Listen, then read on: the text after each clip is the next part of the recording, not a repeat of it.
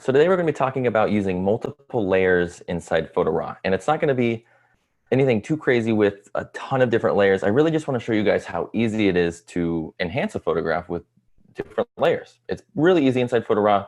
So let's get started. And for this image, I really want to enhance the sky area and also this bottom area on the water. To do that, I could just use an additional layer. So to modify the look of this photograph, all I'm going to do is use AI Auto. It's just going to automatically develop the tone and color, so it's darkened it a little bit. Nothing too crazy, right? So now let's head up to our layers, and we can start adding multiple layers.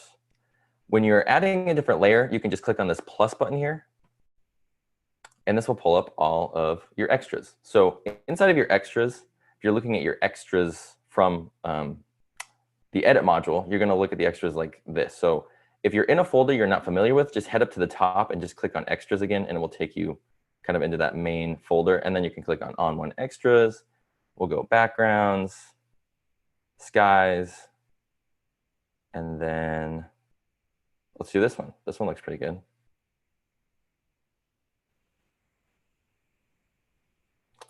Huh. That's weird. Try it again. There we go. Now we got it. Okay. So I'm going to hit V on my keyboard once the sky layer is on my photograph. And that's just going to give me my transform tool. The transform tool is pretty necessary when you're modifying layers inside Photo Raw, because you can basically click and drag the layers anywhere you want on the frame. And also it gives you the ability to size them. So you can scale them in or make them larger. You can make them wider or thinner, whatever you want to do. With this photograph, I'm just going to drag this over here. And then I'm going to drag this left corner all the way over there, just like that. So what I'm going to do with this sky layer is I'm going to use a blend mode. And what the blend mode is going to do is it's going to blend this sky layer into the original layer by using contrast. And with that contrast, it's going to take away, some of the detail and such from this image, because we're going to be, blending it into the other layer. But it's going to leave a lot of the tones in the clouds and such while removing a lot of these darker areas. So let's head over to our skies. I'll just rename this layer New Sky. And then I'm going to use my blending options here, which is this gear icon. And I'll head down to Overlay. So with that overlay blend mode, even just right then, I mean, it's a long exposure image, so it looks a little wonky, but you can see it blends it in really nicely with the frame. Well, with this guy, I can see down here at the bottom, if I zoom in here, it's a straight line, and obviously that does not look natural. So whenever you're using multiple skies, always think, does this look natural? Does this look believable? And honestly, 9 times out of 10, you probably don't need to add on an extra sky. But if you're going that route, always make sure it's as believable and as natural as possible. And most of the time when you're adding on new skies and things like that, you tend to maybe overdo it a bit and try to make it like this extravagant thing. If you have an awesome photograph in the first place and you just want to add on a little bit of life into a foreground or a background, you don't need a whole lot. You can just add in a little bit of cloud detail or, just something to liven up the scene. So with this, obviously, we need to mask this out from this bottom area. So I'm just going to hit M on my keyboard, and that's going to grab me my masking bug. Now, the masking bug is going to allow me to mask this out with gradient shapes, or gradients and shapes. So I'm going to go up to my preset here, and I'm going to choose linear bottom, which is going to allow this layer to only be applied to the top part of my photograph, and it's going to remove any excess that I don't want on the bottom. So if I drop this down on the horizon line here, well, above the horizon line, because I want to remove that line from the new sky, and I'm just going to feather that quite a bit and then bring this down a little bit more. Kind of like that. And that looks a lot more natural and believable that way. And we can also, we don't have to feather it as much, I guess. Basically, these perforated edges on this mask right here, this is allowing me to feather or really blend this layer on. So I'm actually going to pull this down a little bit. I'll blend it even more. I think that looks pretty good like that. I like that a lot. It's really making a nice natural looking scene there. So Now if I head over and I turn this new sky off and on, it looks pretty good. And it's not actually, modifying too many of the subjects we have in this frame. I mean, I can see if I turn this off and on and I zoom in, if I take a look at my building here and I turn this off and on, it applies a bit of the layer on top of it, but I can always hit B on my keyboard, lower my brush size a bit. And I could probably even use the perfect brush for this, which the perfect brush is just going to allow me to go into a specific tonal area.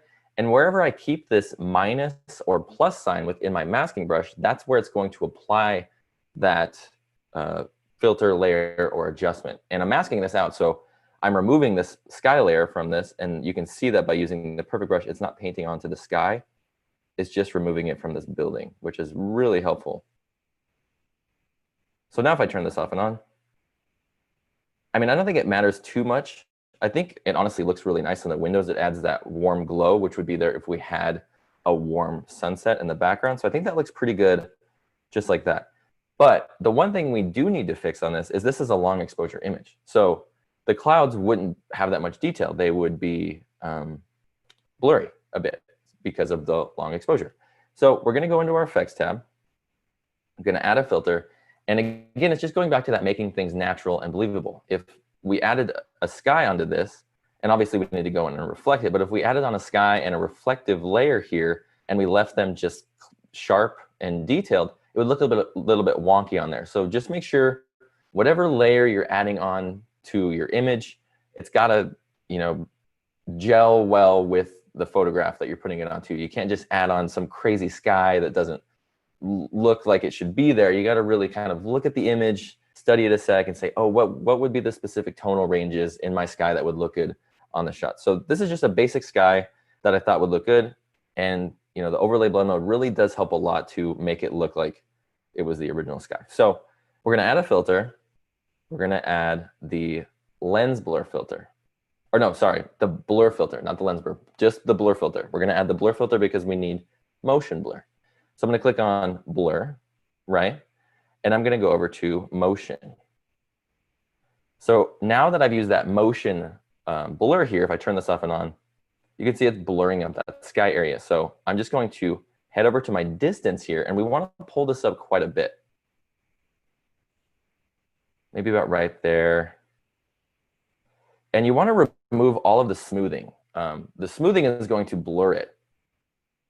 You don't want that. You just want the motion in the sky. You don't want any blurriness or softness. So just deal with the distance and angle, and if the smoothing is up, always just pull it down to 0. So now if I turn this off and on, we have a nice long exposure sky here. It looks nice, So if I hit the backslash key on my keyboard, oh, it's not going to modify or show us the original. Rather, let's turn off this new sky layer. And just like that, we've added on an interesting element to our background area in that sky. Now we need to add on a reflective layer so that it looks natural. So I'll just make sure that this new sky layer is selected, and then I'll click on this duplicate layer button. Then I'll just rename this reflection. I'm going to hit V on my keyboard. V is going to grab me my masking, or not my, it's going to grab me my transform tool. So with my transform tool selected, I'm just going to head up and I'll flip this. Then I'll just drag this down and I'll put it on the water like that. Now, oh wait, it's a little bit too high. So we just want to, again, align this bottom horizon line with the top area of this layer. So you can see that this line's there, and then that's horizon. What we're going to do now is we need to do the same thing we did before and mask this out a little bit. So I'm just going to hit M on my keyboard. Oops, actually, I'm just going to reset these masks for this reflection. I'm going to hit M on my keyboard. That's going to grab me my masking bug. I'll go up to my preset. I'll choose linear top because now I want to remove it from the top. Then I'll just drop this down. Oops. Anyway, so I just rotated it to make sure that it was removing any sort of horizon line that I didn't want. And then I'm just, again, going to feather it so that it makes it nice and natural. Just like that. So now I need to kind of modify this reflection to fit the scene. And with this reflection in the water, I think it would have a bit more blur because it has the water that's modifying the look of it as well. So we'll head down into that blur filter and we'll just increase that almost all the way. And you can see it really blends in now naturally with that. So now I'm going to head up to my opacity for that reflection layer, and I'm just going to pull this down a bit until it just blends in well with what I already have going on in my water. So I think that looks pretty good. I think we could actually head into the develop tab for this reflection layer and maybe pull back on the exposure here.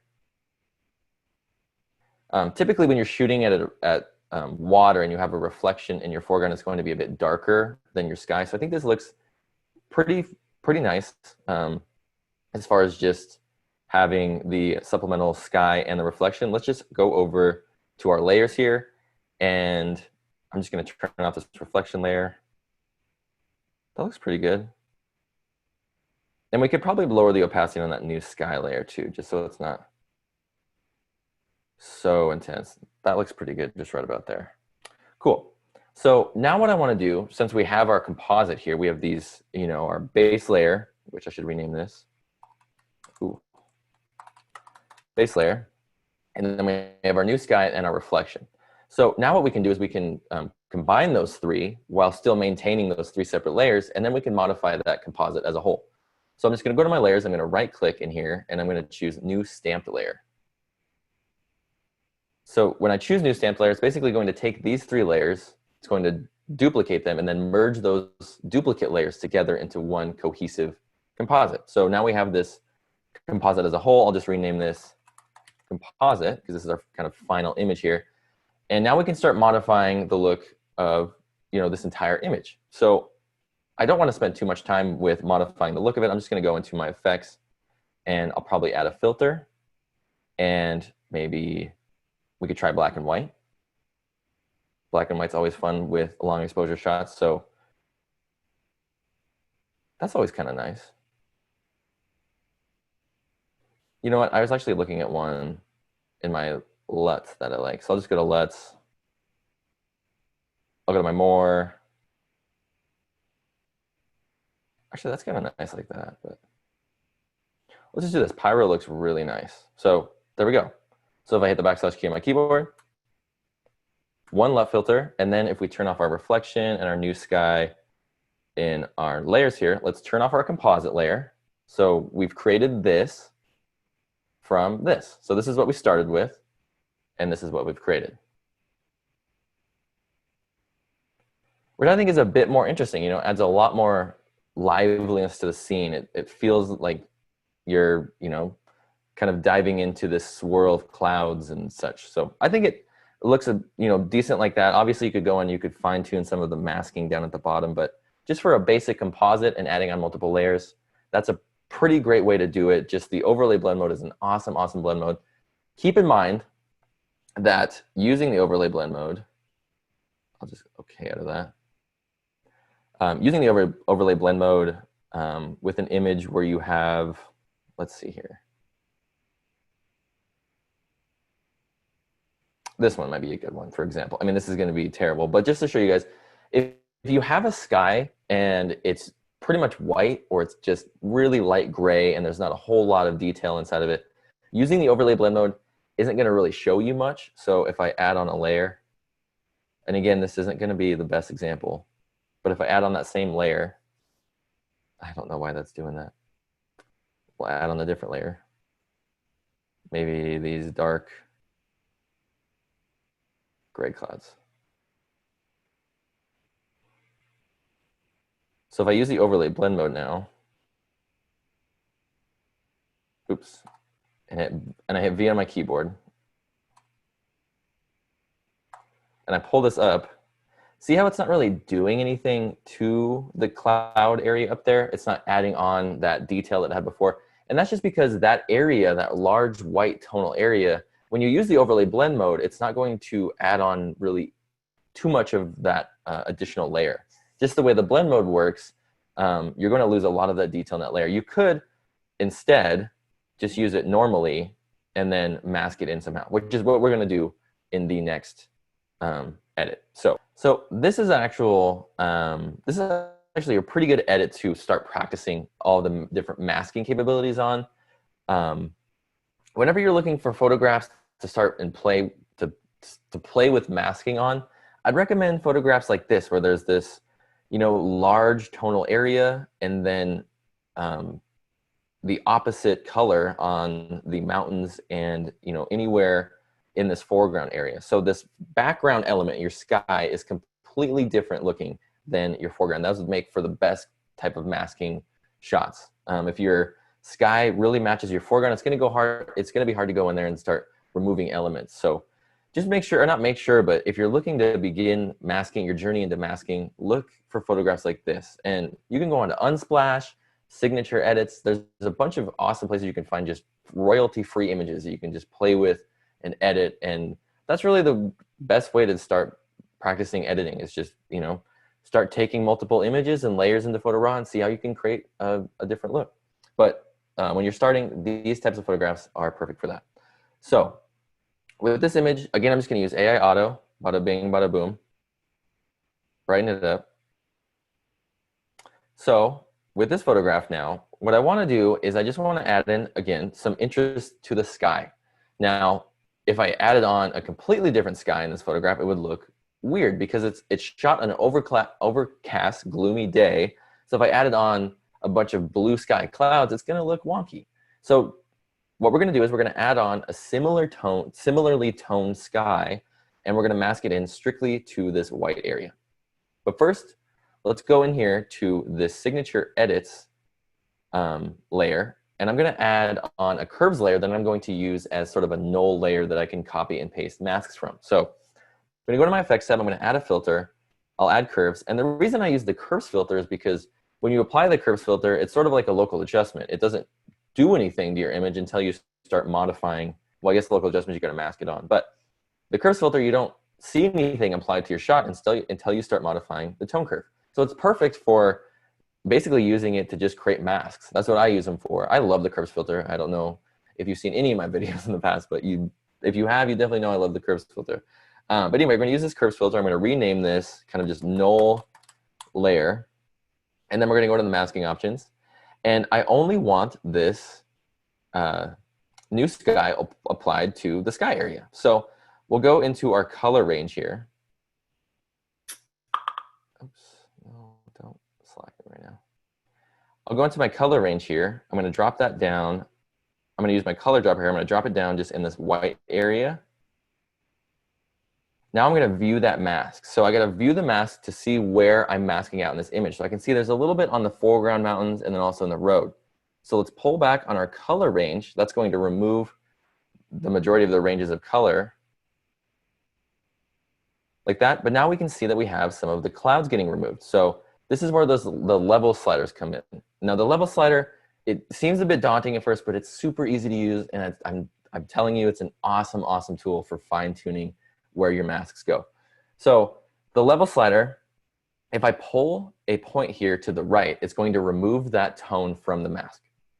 Now the points here are really easy. We have our shadows, we have our midtones, and we have our highlights. So if I want to remove shadow tones from my mask, I'll just pull right. And you can see it's removing a little bit of the shadow tones, but it's removing too many of them up in there. So I probably don't need to remove many shadow tones.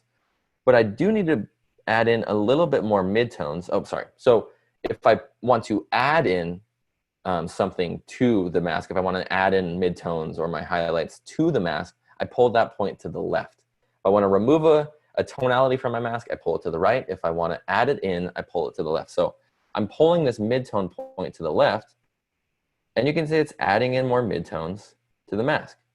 And then I can just grab my highlights and I'll pull this all the way, and I think that should just about do it. Perfect. So now this area is masked out just strictly to the sky, which is exactly what we want. And then if I view the photo, I can just copy this mask, right?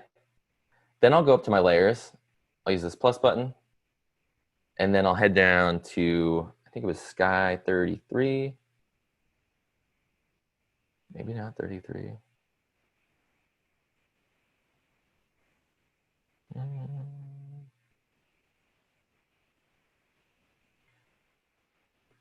Sorry, I can't remember which sky I added on, but it was the perfect sky. Was it 33? Yeah, I'll just try 33. You know what? Just try 33. When in doubt, try 33. Okay, so now we have our sky layer on here. I'm gonna hit V on my keyboard, right?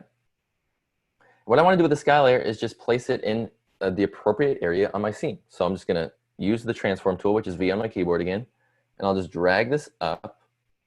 And remember, you don't wanna pull, or don't remember, I mean, I'm not saying remember. Keep in mind that when you have this sky layer, you don't want to pull the sky layer up here because this is the horizon line on the sky layer. This is where they cropped out from the original photograph to just give us this sky. So we want to align the horizon line with the horizon line in our original photograph. If we pulled this up here and we saw this stuff, it wouldn't look natural because it would look like the road is aiming up. It just would look wonky. So just make sure that when you're adding on a sky, your horizon lines match and they look natural. So I'm just gonna drag this down. I feel like the horizon line would be pretty much right in front of this road. And I'll just place this, right there, just like that. And then I'm gonna go into my masking options for this layer, and I've already copied that mask, so I can just paste it. And it's immediately applied that mask, and now it's masked out directly from that foreground area. Obviously, it looks unrealistic. It's super dark. So let's make sure that this new sky layer is selected, and we'll go into our Develop tab, and let's pull up on the exposure a bit.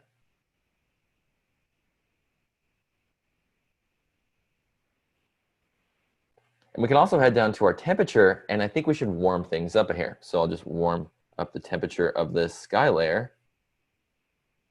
And just by warming that up, removing some of that cool tone in the sky, it matches with our original layer much better. So now, if I turn this new sky layer off and on, again, it's nothing crazy, and it's really, just adding in a bit more structure to the clouds, but it helps. It adds in more interest and life to the sky. And I think we could remove some of the exposure here. And we'll pull up on our midtones. Maybe add in a bit of contrast. That looks pretty good. Not too bad. So now if we turn this off and on, with just a bit of fine tuning, I think that looks pretty decent like that. So now let's go up to our layers again, just like we did in the last edit. I'm going to right click, then we'll new stamped layer. It's going to take those two layers that we already have, duplicate them, merge them together. So we have a composite layer now. Rename it composite. So now I'm going to head into this composite layer. Again, quickly, just save time when editing. I'll just go and add a filter. We'll add LUTs. And one of my favorite LUTs lately is this Elton. Boom. And then maybe we could add in a little bit of a kind of a mid-tone boost here. Perfect. So now if I, hit the backslash key on my keyboard, we've edited it into this photograph, but we started with this photograph. So started with this image, and now we have this one. So just a bit more mood, a bit more liveliness into the scene just by adding in that sky, and it took, seconds with the level slider to get it kind of dialed in. So that's a quick way to do that. As far as just having multiple layers on your photograph, always remember that you just want it as natural and believable as possible. And just like with this photograph, if I turn off this composite, if I kept this sky layer, as dark as it was, that just looks terrible. So I'm not adding on a whole lot of sky into the scene.